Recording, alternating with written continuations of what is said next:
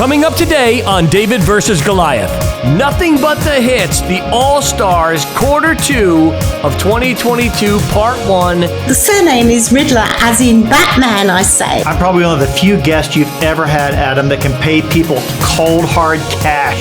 So I decided to name the project the Adam Project. Stubbornness is a virtue. I think it's all about your people. That is your business. These songs were inspired by one of my favorite video games I've ever played. Regret is embedded in the risk you didn't take. Welcome to today's episode of David vs. Goliath, a podcast dedicated to helping small businesses leverage technology to not only help them compete against their large competitors, but win. Your host is currently the CEO of Anthem Business Software, a three-time Inc. 500 recipient, and a serial entrepreneur with a passion to help small businesses everywhere find, serve, and keep more customers profitably. Please join me in welcoming your host, Adam DeGrade. Hey everyone, it's Adam DeGrade with one of my favorite versions of the David vs. Goliath podcast, with nothing but the hits, the All-Stars Quarter 2 of 2022 Part 1, this week on DVG.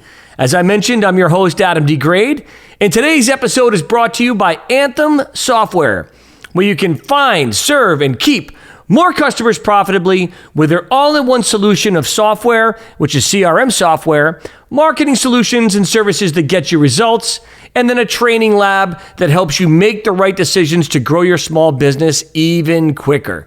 Take the 120-second tour today at anthemsoftware.com. Every business has a song. Let their software and marketing system sing yours. You can visit us online at davidvsgoliathpodcast.com, where you can subscribe to be receiving newsletters about the podcast and also apply to be on it. Many of the people, these all-stars that you're going to be seeing today and next week, have gone through this exact process where they applied through the website, they were vetted by our team, and we had them on DVG for our watchers and our listeners. We hope you have a great time. A couple of personal items. My book, The Adventures of Jackson, is available on Amazon and Barnes & Noble. Check it out. It's great. It's beautifully illustrated. Teaches kids about gratitude, attentiveness, and then bravery. How to face things that are scary to them and get through it. Now, for weeks I've been teasing the fact that, as many of you know, that I made my piano and my string album, which we're going to be showing a little bit later on in this episode. I want to have these episodes filled with music and entertainment, as well as great business and interview practical advice. I told you about a project that I was working on. It's a rock and roll project, the exact opposite of what I've been working on. And today I'm going to give you a little sneak peek on that. So I decided to name the project the Adam Project. A-D-A-M. So it's A period, D period, A period, M period project. Should be out in a few weeks if you're watching this episode, which I believe is middle of July is when you're going to be watching this episode, or beginning of July. And so at the end of July, beginning of August, the album should be out and available. And the project is called Apex Rising. And it was funny. I was talking to my wife and I'm like, I want to make a hard rock album and I want to have some fun with it. But, I don't have like teenage angst. I don't have anything major I really want to say. I said, I got this crazy idea. I love playing this game called Apex Legends. And you can look it up. Apex Legends has about 200 million players worldwide, has different characters in it. It's a battle royale. I play it every day. I love it. I might be the oldest person that plays it, but nevertheless, I said to my wife, I'm going to do a 7-song EP, and I'm going to base the songs on a character from the game. So the one I'm going to show you right now is based on a character called Pathfinder. And the song is called Pathfinder's Lonely Mountaintop. I'm going to show you the intro through the first chorus. And like I said, the album should be out in a couple of weeks. This character is a robot, and this song was built and written specifically about a specific game that I had playing this character, which is why it's called Pathfinder's Lonely Mountaintop. I ended up all by myself in this match on top of a mountain, raining destruction down. I hope you guys enjoy it. Here's a little bit of the Apex Project, Apex Rising Part 1, the song Pathfinder's Lonely Mountaintop. We'll be right back.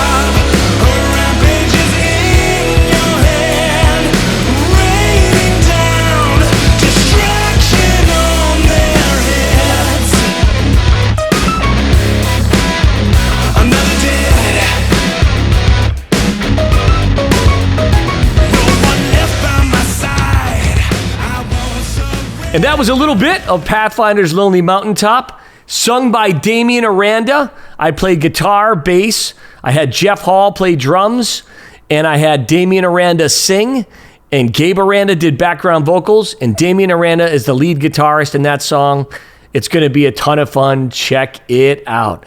Well, I'm going to show you a little bit of my, quieter music a little bit later on, and I'm also going to bring back another track of one of the heavier things a little bit later as well, too. But right now, let's get into our first interview on the All-Stars Quarter Part 2. And let me just grab my sheet to make sure I get it right, and I've got it right here. This was episode 31. It was a lady by the name of Suk Riddler who invented a company called MyLifeJars.com. This interview was so much fun. As my dad said, Suk was no fluke. Here you go with Suk Riddler on DVG. Enjoy.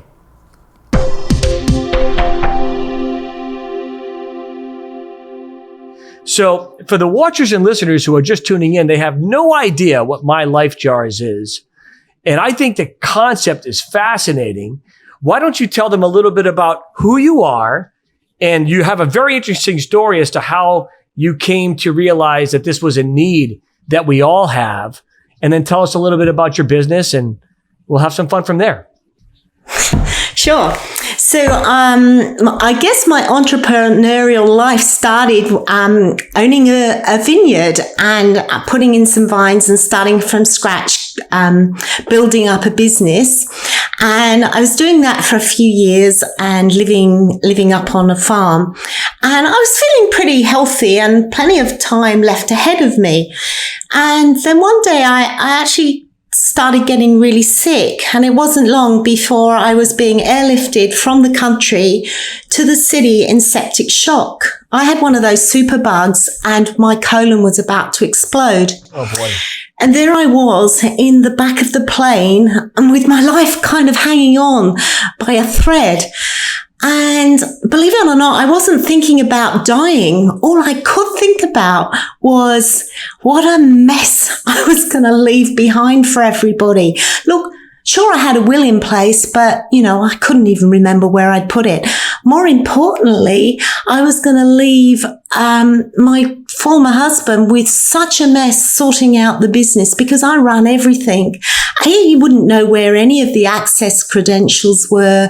He wouldn't know how to get onto all the accounts. So I was really worried about that. And the other thing is I hadn't shared the details of my life story, my purpose, my feeling, my what ifs with my family in any detail. And I thought, well, my story's just going to crumble and vanish forever from here.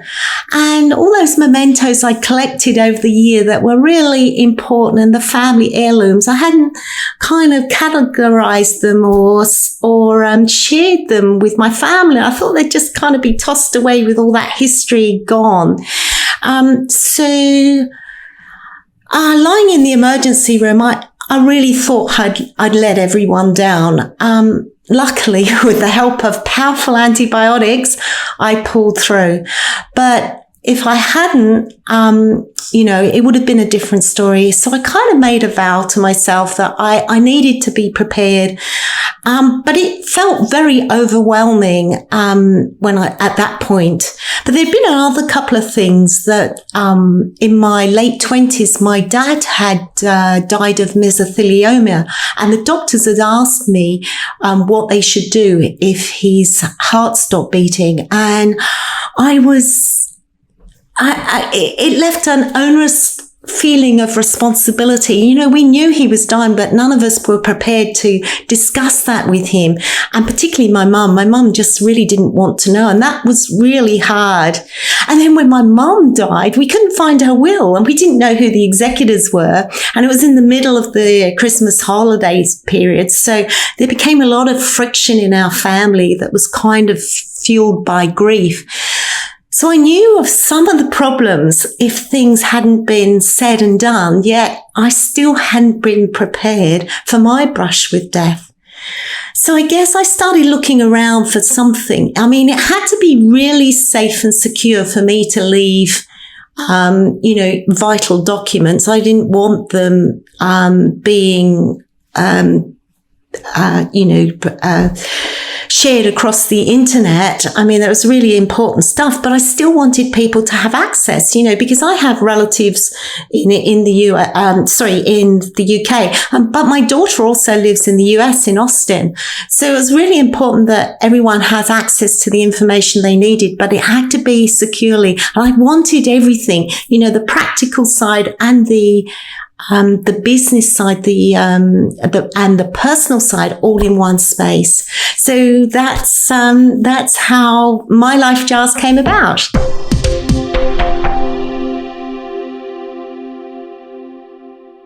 And before the interview, I had no idea how to pronounce your name. And here in the States, you said your name would be short for Susie. My mom's name is Susan. Short here in the States would be Sue or Susie, but I guess where you're from, Sook is short for Susan. And that was a fascinating thing. And you also started talking about these poems and things like that. So share a little bit with the listeners and the watchers about your name and how it's abbreviated and where it comes from. Okay, so my name is Susan Riddler, and I was at university and I was always drinking a lot of tea, and there was a poem, an old nursery rhyme called Suki Put the Kettle On. So I became called Suki or Sook. And then I left university and I started to just be called Sue again. And then kind of in my late 50s, I thought, you know what? I really enjoyed being called Sook. I'm going to go back to be called Sook. So I started doing I pushed myself outside the box and did some stand-up comedy. And I thought, well, if I call myself Sook, I can say it rhymes with puke. And it's, everyone will remember that. And the surname is Riddler, as in Batman, I say. So it kind of stuck. Oh, man, I love it. I love it. Sook rhymes with puke. And you know what's funny? You say that you did stand-up comedy. I turned 50, Sook. And it's almost like my midlife crisis has become me being the most productive human being I possibly can be. I have an album coming out of piano and string quartet, all instrumental. I saw that. That's gorgeous. Thank you very much. All instrumental. I have a hard rock album coming out that's being done under a pseudonym that nobody's really going to know it's me doing it, but it's a really cool project. I can't really get into too many details about it. And I wrote a book, and I did a podcast, all these things that all these years I've wanted to do. And you want to know one of the other things that I've always wanted to do? I fancy myself a comedian a little bit as well too. And I've always wanted to hit that stage and tell a few jokes, because my name is Adam Degrade. And I always tell people they haven't lived until they've been degraded. So, we'll see how that all plays out as time goes on. But good for you. Good for you.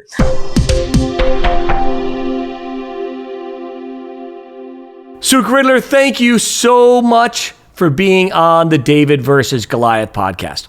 Well, coming right after that was a gentleman by the name of Rick West. It was episode 32. And he was a fantastic interview as well. He basically worked in retail for so many years, and he asks the question, do you like to spy on people? Here's Rick West from Field Agent. Enjoy.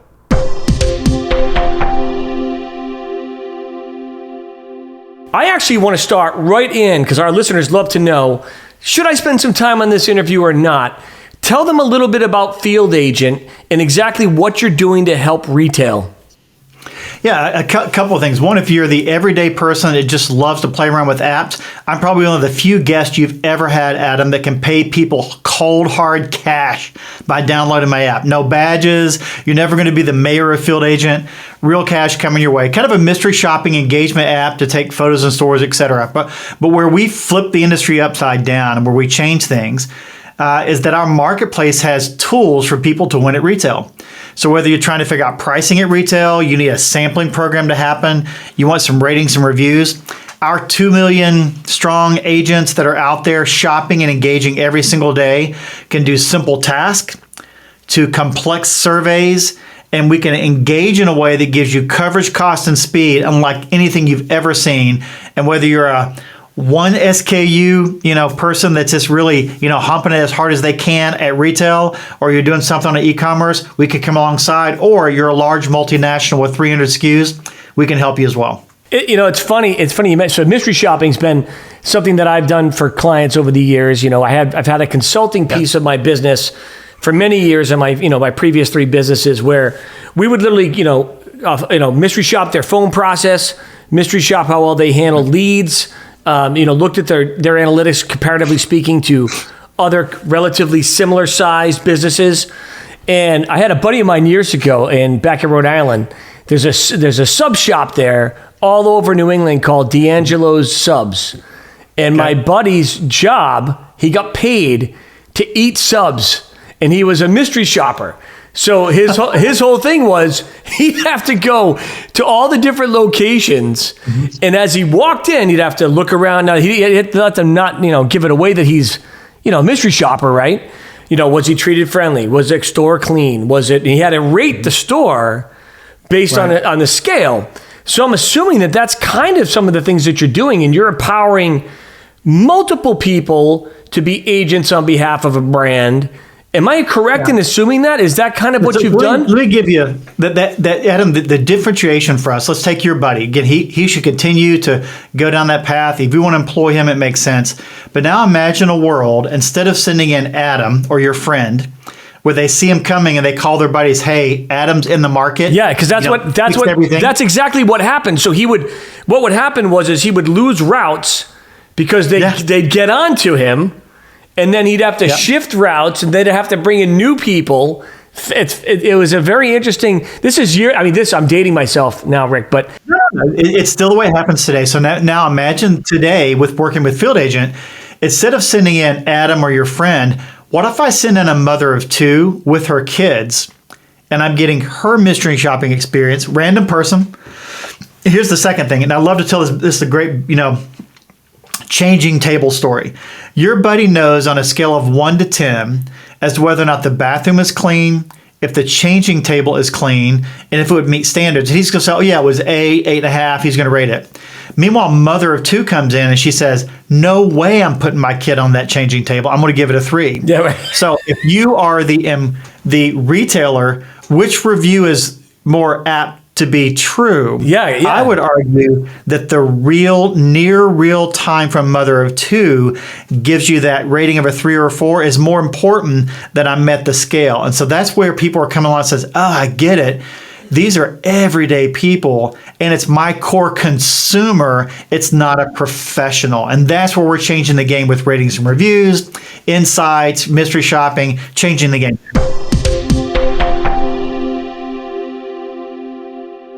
So it says here that you worked with Procter & Gamble in various assignments in the United States for 16 years. Yeah. I can't imagine myself doing anything for 16 years. I'm on my 4th software company, Rick. I've sold 3. None of them have lasted longer than 8 years for me because I start to glaze over. They get to a certain scale, and I start not knowing everybody that's working in my business. And the next thing you know, I'm like, I need to move on. I have to do something different. Sure. So I'm truly a serial entrepreneur. But you must have learned a ton working at Procter & Gamble. Give us a little bit of insight as to what did you do there, and that led you quickly. Don't belabor the point, but quickly from Procter & Gamble all the way to where you are today. Sure. For those people that are listening now that work in the corporate America. There's a great article that was written some time ago by John Piper, talking about don't waste your cancer. You got it. You have cancer. My wife's a breast cancer survivor, and she read the article and says, "Rick, this is me. I know I have it. This is going to happen for a period of time. Don't waste your time." And so I'd encourage folks that are in corporate America today, do not waste your time. Adam, you and I both know the worst thing you can do is run away from something. You need to run to something. That's right. And while you're waiting to run to something, how are you using your time? In my case, starting out in Procter, I was in supply chain, product supply, which was not cool then, but now everyone wants to be in product supply because everyone's trying to fix it, right? So started out there, but it was primarily team driven. And so every 2 to 3 years, to your point, I had a new assignment.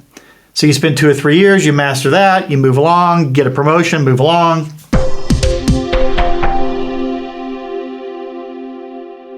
And then you reach a point in corporate America. Again, people that are listening to this, the whole David Goliath thing, you reach a point that you say, I'm going to stay and make a career, or I'm going to leave before it's too late. That's right. Because you reach a point where you're in there so deep that you may as well stay and get your 30 in. And I knew that wasn't me, Adam. It was the wrong answer. And so the company was looking for a couple of thousand volunteers to take separation packages. They wanted to get expatriates, which I was one in Asia, out because we're expensive. We raised our hands along with 2 other guys from P&G, and the 4 of us used our separation packages as angel money. That's awesome. And so we used that and started our first business. And the first 10 years of my career outside of Procter, at one point in time, I'm managing 5 LLCs. Shopper marketing company, shopper research company. I got a distributorship. We had tailgating innovation. I'm managing brands. I mean, all kinds of stuff until we got to the conversation where we started Field Agent. That's great. Man, it's interesting. You said something. Business owners need to listen, and people right now in the corporate world need to listen. You don't run from problems. I have always said there's 2 things, Rick. I'm going to give you a little tidbit, little wisdom from Adam DeGrade, although you probably think I'm an idiot. But I think these are the 2 most profound things you never run from. And people run from them all the time. Number 1 is problems. Mm-hmm. And number 2, praise. People run from praise as much as they run from problems. And if you do that, if someone says, hey, that's awesome, and you're like, no, take that in, man. Like if you're running a business and a client has a great result, let that feed you, because it's only a matter of time till someone doesn't. Okay. And you can feed off that, right? And that helps you, gives you energy to run towards the problem. You can't run away from these things. You got to run at them. That is absolutely the key.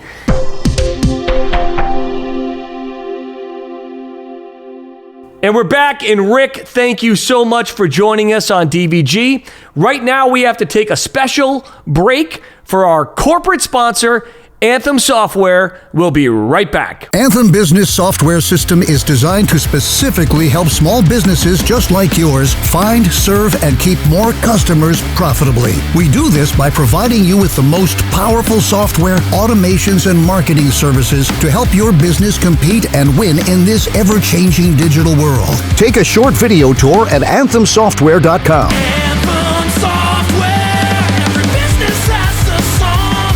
Let our software sing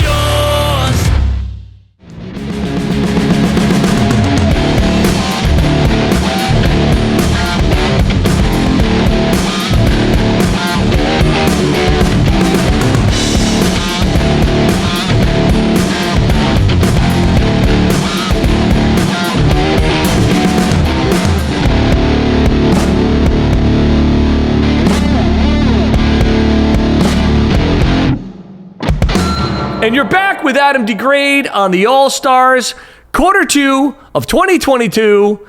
And this is part 1. It's going so fantastic. As I promised, I want to share a little bit more of the music that has been running through my veins over the last several years. And now I'm going to take it down a notch, calm you down a smidge, and show you a clip, a little bit of a song called Expectation off the album The Calm, which you can find right now on Apple, Spotify, or wherever you stream and play music. Here it is.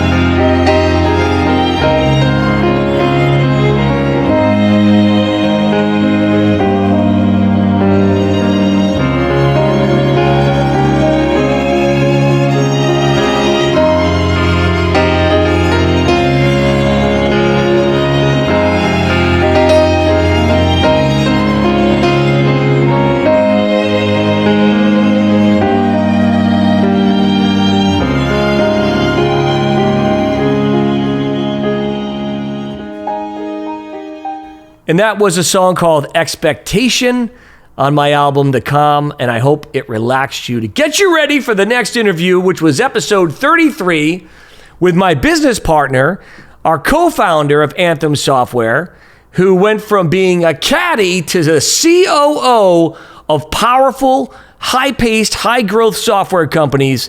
Here is Joe Amaral.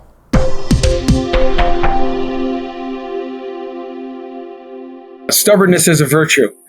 So I've got a very inquisitive mind. I like a lot of different things. My interest is piqued, tends to be towards more the analytical and history side of the world. But either way, I'm very inquisitive and I like to learn, and I'm not afraid to put my hands in something and figure it out. So I would say I started that journey from an employment perspective in the Navy.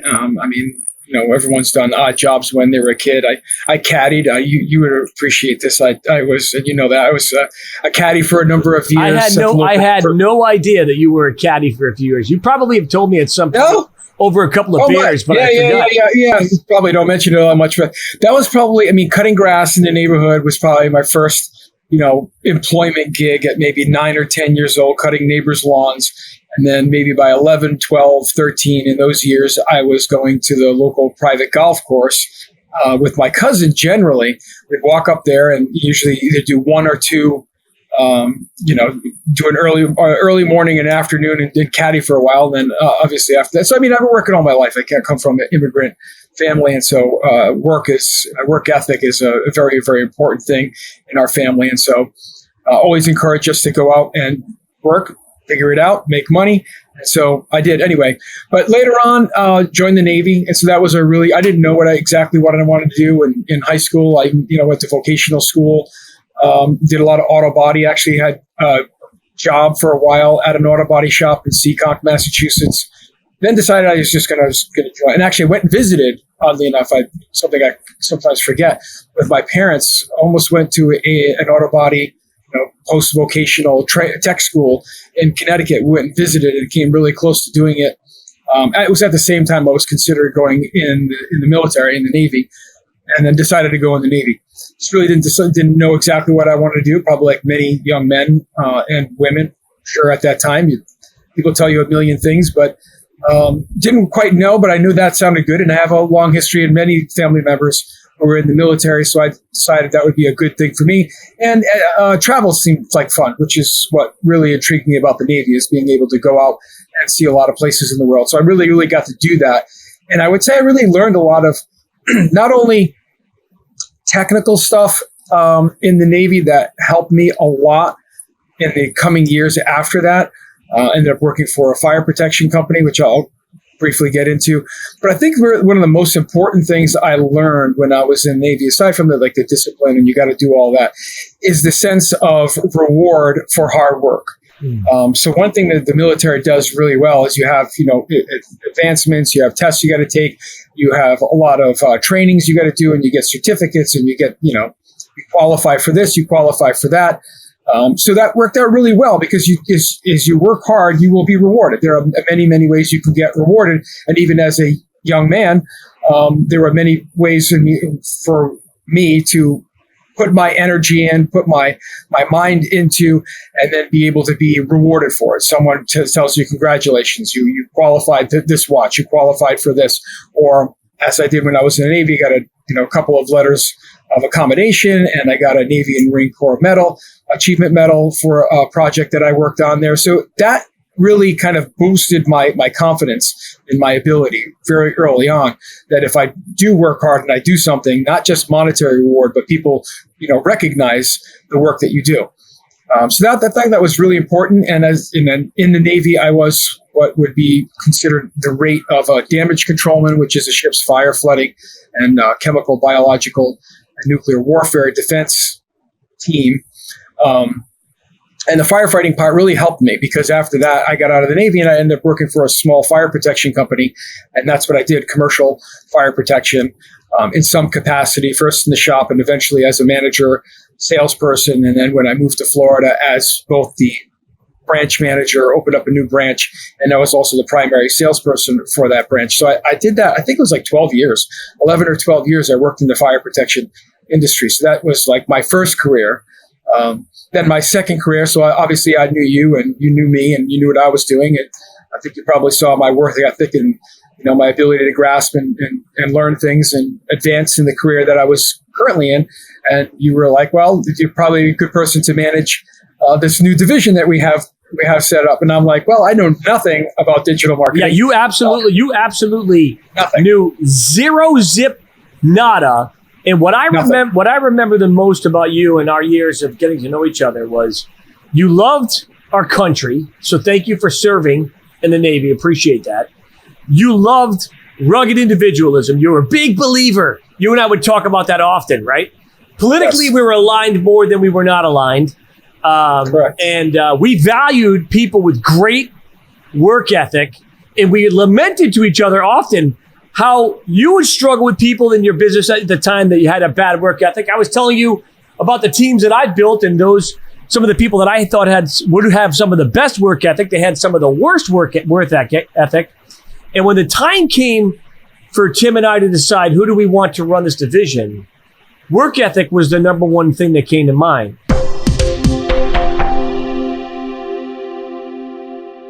I remember, sitting, you and I and Crystal building basically the same thing we did with Anthem, but sitting in your living room and at Park Royal and building our crystal clear website. Remember that?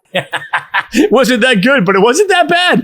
Yeah, you and I wasn't that good, but it wasn't that bad. Yeah, you and I built the very first website because we decided we were going to go for it, and we decided we were going to go tackle another industry.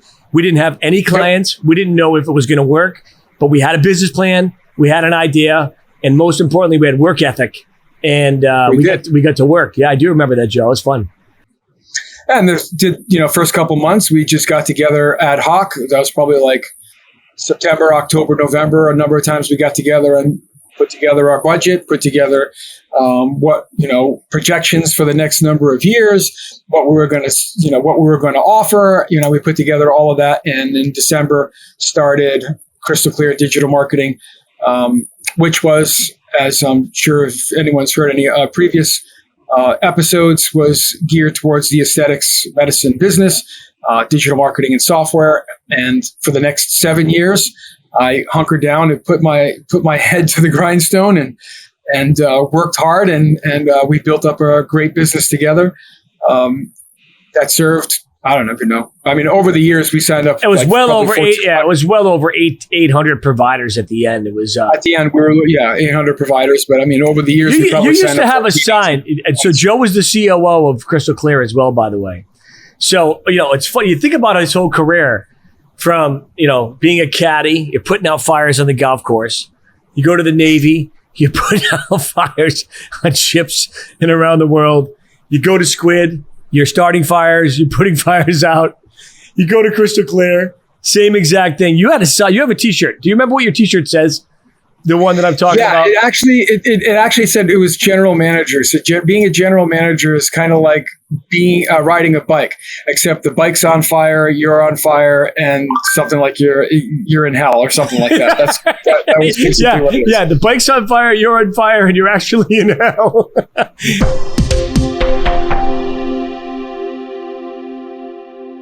Joe Amaral, thank you so much for making some time to be on the podcast. We really, really enjoyed it. Well, after Joe came an amazing woman on episode 34 named Christy Morrow. Christy Morrow is the managing director and owner now, one of the owners of the Mariposa Med Spa in Oklahoma City. I've known Christy for many years because of my last business that I ran called Crystal Clear. The company still exists today as a company called Patient Now, and Christy was one of our early clients at Crystal Clear, and I watched her go from being a small med spa to being one of the fastest growing companies in Oklahoma City. She became the Inc. 500 fastest growing 2 years in a row, or 5,000. I can't remember. It was either 500 or 5,000, one of those. But nevertheless, an amazing story. Here's Christy Morrow. Enjoy.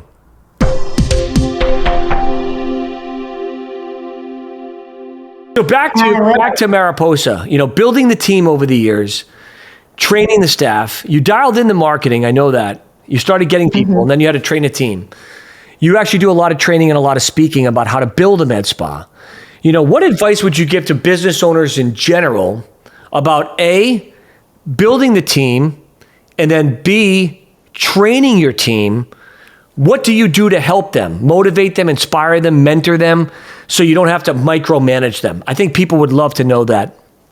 Yeah, isn't that the question, right? I always would love to know that from other people as well. And I guess for me personally, I think it's all about your people, because that is your business. Your team is that extension of you, and if they don't know who you are and who what the identity of your business is, they can't represent it. It's just a bunch of individuals. So my goal is to bring people on that fit our culture and who understand an abundance mindset.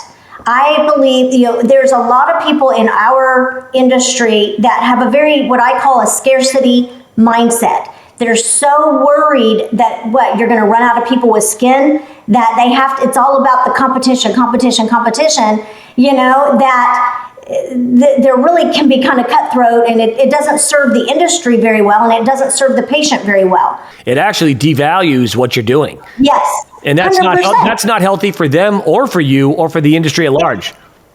Yes, it's true. And so I look for like-minded people. I look for people with an abundance mindset, positive attitude, a good, strong work ethic, who it's just intrinsic in them to work hard and to want to be the best at what they do, because the customer service level in our industry has to be phenomenal. There has to be something that sets you apart from your competition. So I want that to be our customer service. And when people hear the name Mariposa, I want them to think, oh, they do it right.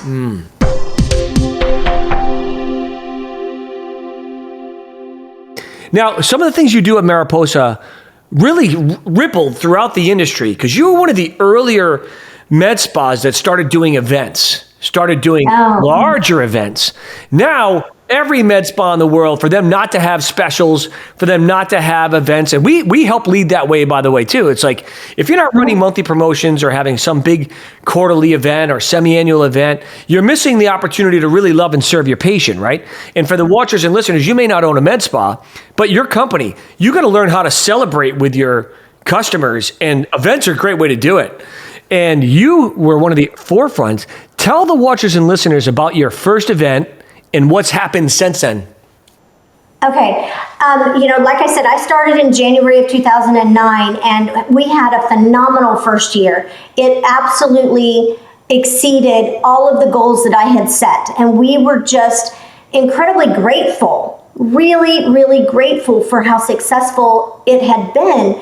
And so that holiday season, we set out to do a client appreciation event. Some people would go, oh, that's your Christmas party. But it really isn't a Christmas party. It is always our annual client appreciation event, because as I said, without them, you're out of business. I mean, Dr. Okoro is completely right. You have zero, right, without them. And so you have to establish that culture of gratitude. We want them to be grateful that we serve them well and happy and appreciative of that, but we have to give back and say that we know it's about you, not about us.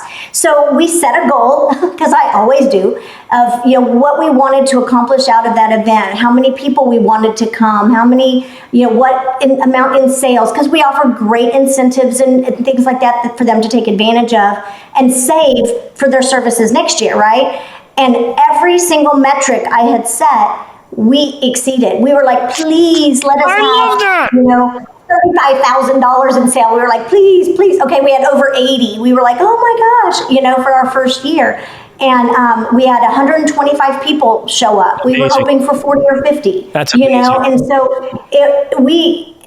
now, of course, our parties do well over 500 people in a 4-hour time span. And $500,000 in sales and whatever. I mean, so it's like I look back then and go, we were so thrilled with 80,000, and we would still be, because what the most fun thing about it, Adam, is that our clients kind of got to know each other. Totally. And we have people that met at our first or second party who come, 10 years, I guess we're almost in our 14th year now, down the road and go, hey, is so-and-so here?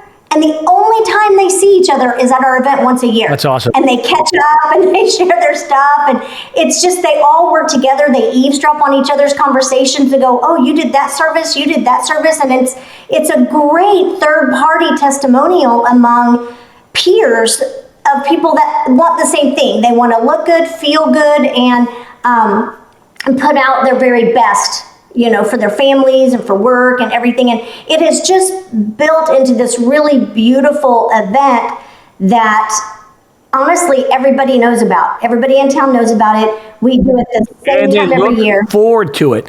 And if you think about what Christy just said, guys, this is amazing. The first event, she had goals. They stretched her faith a little bit in her business. She not only met them, she exceeded them. If she didn't have a goal, she'd have no idea how to benchmark whether it was successful or not. And you might have missed this. It went from 125 to well over 500 now, and they do close to $1 million in sales. That benefits Mariposa. It benefits their customers because their customers get discounts and specials. They know they're going to be there. It creates customer loyalty. It creates stickiness to the brand. These are things that you can do for your business as well, and Christy is fantastic at it.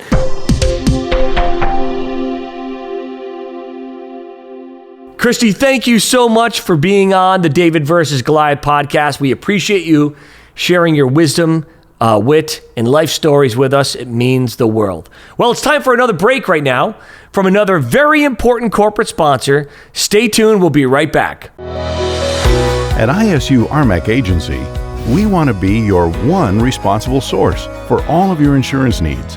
From a rocket engineer in California to several hospitals in Illinois, our personal lines team specializes in hard-to-place risks and high-net-worth clientele. With 2 locations and 20-plus agents, we can write in all 50 states to better serve our clients with needs in multiple states. Family-owned and operated since 1962, and 4 generations carrying on the tradition of insurance. Celebrating our 60th year in the industry, we are truly proud of where we have come from and where we are going. With over 300 carriers nationwide, our agency can offer individuals and businesses more choices and better prices. ISU RMAC brings a wide variety of solutions to the table. For more information, visit us online at www.isu-rmac.com.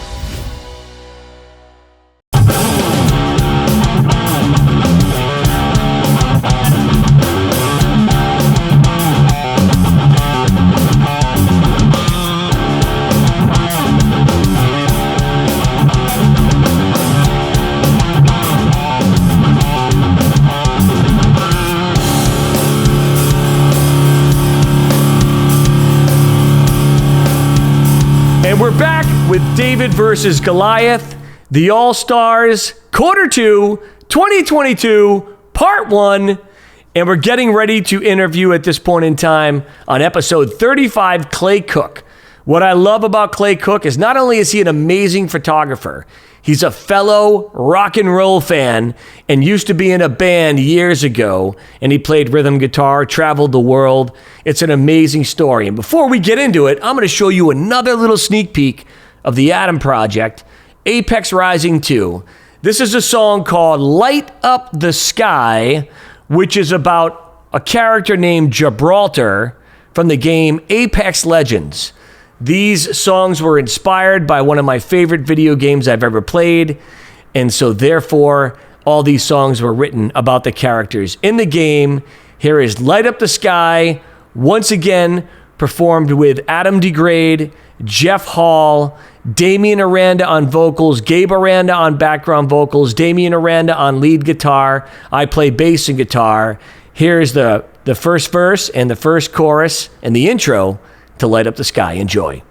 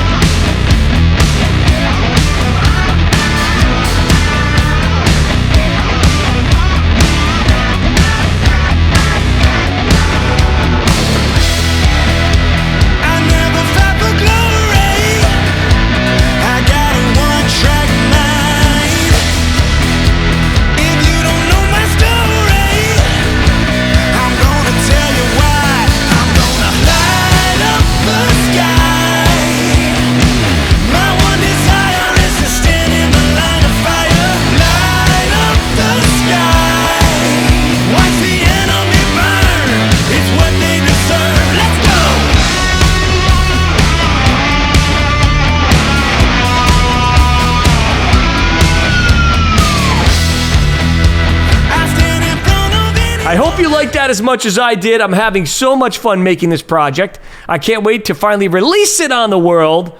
But with no further ado, let's get right into with the interview with Clay Cook. Here's some of the best segments of that interview. Check it out.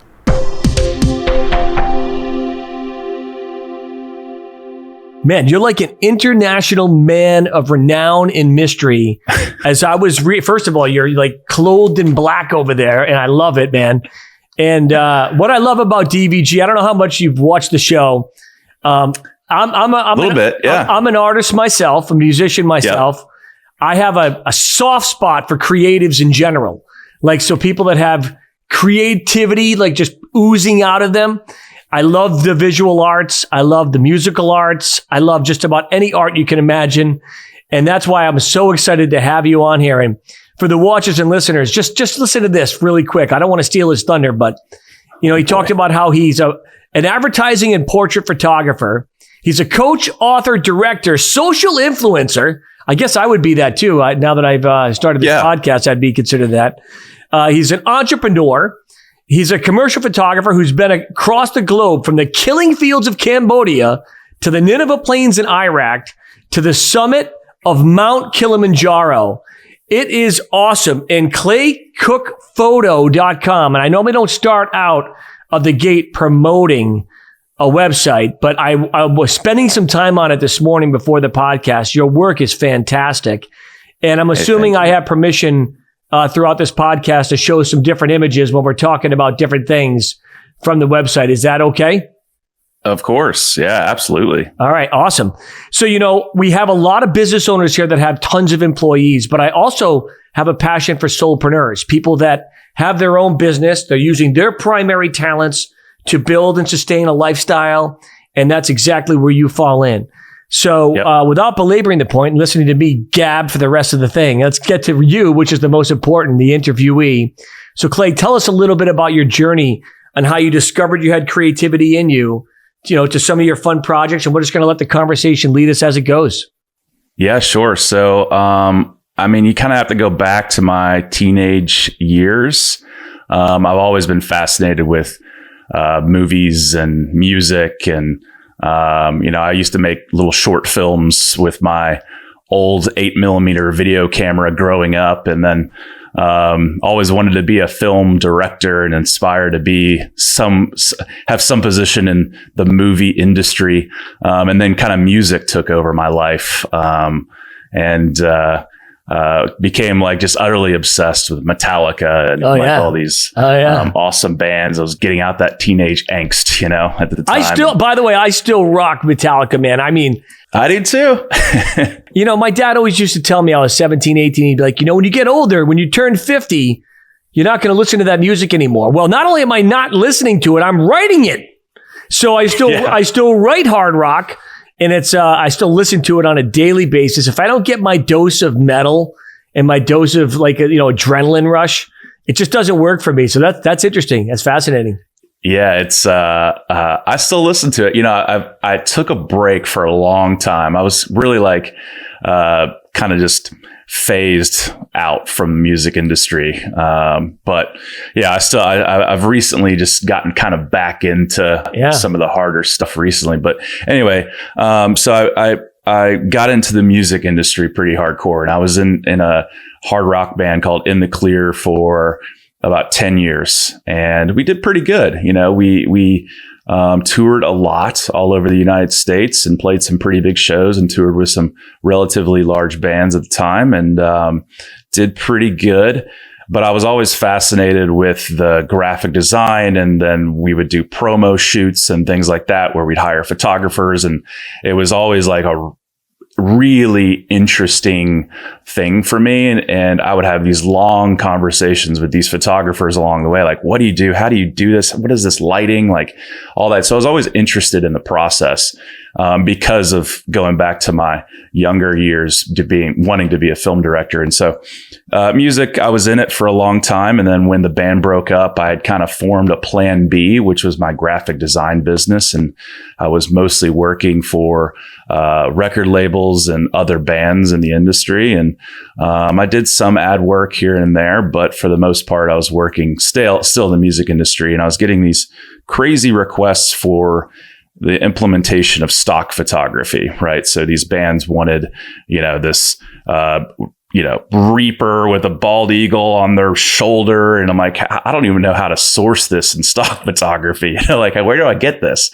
So I received a camera for a Christmas gift, actually, because, I wanted one so bad because I just wanted to shoot things to just implement in my graphic design business. And, it kind of just changed everything for me. I started out shooting just like that, those random requests for graphic design. And then I started shooting more and more just different things like people. And I was photographing my friends at parties and their newly born babies and families. And then I get into weddings and all that stuff. And sure. And then it just kind of snowballed into what it is today. And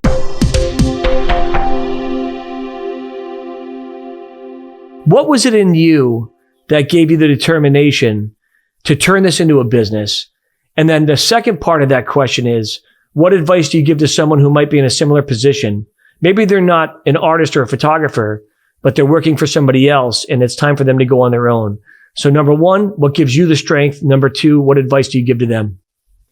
Yeah, I grew up being in a household where I had a dad that was a incredibly talented businessman and took a business from the ground up. And so in many ways, I always just wanted to be like my dad, except I didn't want to be in the flooring industry. I was always creative. And so I think the ultimate driver for me is always, I just wanted to be my own boss. I didn't want to wake up to an alarm. I didn't want to go in the office and grind it out day after day and have that type of lifestyle. And, so I wanted to be my own, sort of my own vehicle for whatever I wanted to do. And that's always been the ultimate goal for me. It's changed, obviously. Now I've been a business for 11 years. And so awesome. Now the driver for me is just using my passion and my creativity to tell stories and to use my talent for the greater good. And I think that's very important. Obviously, I'm in it to make money and make a profit, but I also have a humanitarian side that's vastly more important to me. That's great. And so that's what the driver is for me now. If there's somebody in the position that's a photo assistant or they're a young photographer, I'd say the biggest piece of advice I could give is to take risks. I always believe that regret is embedded in the risk you didn't take, and so I've always been one to just do it. And regret is embedded in the risk you didn't take. Regret is embedded in the risk you didn't take. I always tell people hesitancy is the death of the entrepreneur. Action is the life, but yours is way more eloquent, and I'm stealing it. Do it.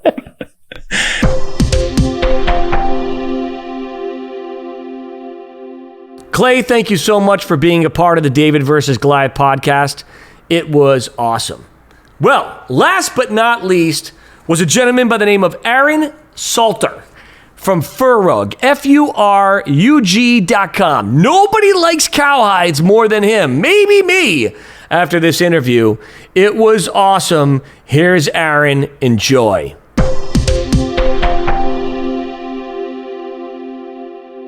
So why don't you tell the watchers and the listeners a little bit about yourself and how you ended up being on this podcast today? All right. Yeah, no problem. And if you want to put up a light if I start going too long, because I can sit here and talk about cowhides and stuff. To me, I'm excited about it, but there's nothing we enjoy talking more about on DVG than cowhides. And so I know, right? That's why we have you here today. So anyway, yeah, I grew up in the panhandle of Florida. I'm from Destin originally, bounced around Florida a little bit, moved to Nashville, started working for Glasso. They make vitamin water, smart water. Loved it. Great company culture. It was a lot of fun. I really busted my hump as I was working there. And then Coca-Cola ended up buying them out. So things started to change a bit. Culture changed. There was a lot of repetitive positions within the company. So they started doing rounds of layoffs. And so they got to me and they were like, do you want this job at Coke or do you want this severance package? And, you know, the guys at Coke work really hard. But I also saw some that didn't. So what I saw was I was out there busting my butt, but I was making the same amount of money as the guy who was just skating by and not really putting effort into it. So I thought, you know, I want to work for myself. I'll take the severance package, but what am I going to do? So I had a cowhide on the floor, loved it. I've had it for about 20 years now. And I thought, you know what? That's cool. I love that. It's unique. It's one of a kind.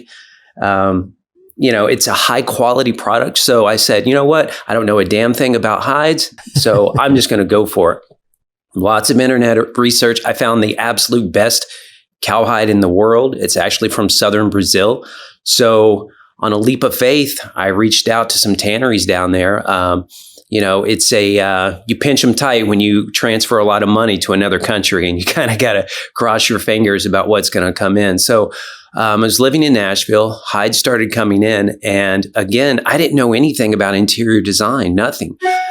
So what I would do, I'd put these hides under my arm and I'd go into like the high-end retail stores and interior designers. And I go, hey, listen, my name's Aaron. I'm local. If you've got 5 minutes, I'd love to show you what I have. So I would just throw down hides and they would go, oh my God, your hides are beautiful. They're large. They're gorgeous. They're so soft. We'll start buying from you. So I started in Nashville and I got, you know, probably a 5 or 6 great clients who most I still have today. And then I would go to different cities, Lexington, Atlanta, Birmingham. And I would kind of do the same thing, just under my arm, just, hey, here I am. This is what I have. Love to show you what I can do for you.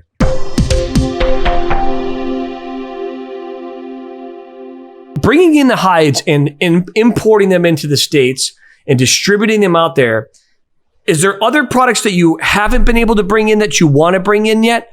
Or are you pretty much able to get everything you need now? I'm able to get everything I need. Yeah. Again, if I can't bring it in, I don't want to be selling it. Now, do you sell furniture as well too? Or is it just rugs, pillows, or is it their actual furniture pieces? I don't do furniture. My guy in South Africa is really wanting me to get. You should, man. I'll tell you why. Let me show you something really cool. Check this out. So I'm actually gonna get up right now, and I'm gonna show the watchers and the listeners this chair. So as I get up, this is pretty cool. Watch this. Yeah. So as you can see here, folks, what you've got is fully leather chair. This is made of leather jackets, and I'll put it back here. Oh, nice. So you can see. So the chair actually is made of leather jackets, and on the back, it's got tails. So I'm actually gonna put up for the viewers and the watchers a little bit about this. It's the most uncomfortable thing in the world, but I bet it looks like metal studs. Yeah, metal studs. So my butt gets a nice massage as I'm actually doing it. But the funny thing is about this chair, guys, is that I walked into a place called Dizzy Rock Furniture, who, by the way, you should probably reach out to, down in Delray Beach in Florida. And I saw the store is just filled with the most eclectic, cool furniture, throw rugs, pillows. Like I'm telling you, you should call them Dizzy Rock Furniture. And I saw this chair, and I went up to him. I said, "Hey, how much for the leather chair?" And the owners, they're like, the owners, that's his personal chair. Those are his leather jackets from his younger years when he used to go on tour, and he had all these ticket stubs of all the bands he went and saw, from Judas Priest to Motley Crue to Rat to all these different bands. And they're like, it's not for sale. I'm like, well, everything's for sale. So could you call him and tell him that there's a crazy guy that would like to buy the chair? So they probably thought I was going to say no. They came back with the number. I'm like, I'll take it. And to me, when that guy regrets it. I don't know, man. I told him it's going to be on a podcast. I'll probably send him this episode so he can see that I'm pimping out his chair. But the funny thing is, man, is like if everyone has the same stuff, nothing's unique. And so one of the things that I try to look for is maybe not necessarily everything that's in our house is unique, but those certain key pieces that stand out, like my wife and I, as we modernized our home, one of the things that happened, Aaron, is we modernized our home.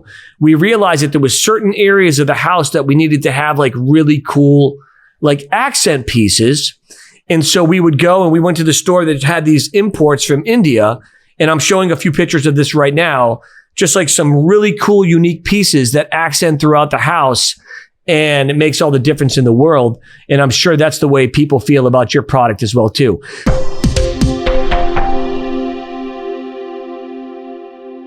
And that rounds out the episode today of the All-Stars Quarter 2 2022 Part 1 with your host, Adam DeGrade. Remember, right here on David versus Goliath podcast, you get education, inspiration, and hopefully, most important, activation for your business. We'll see you next week with Part 2. Have a great day.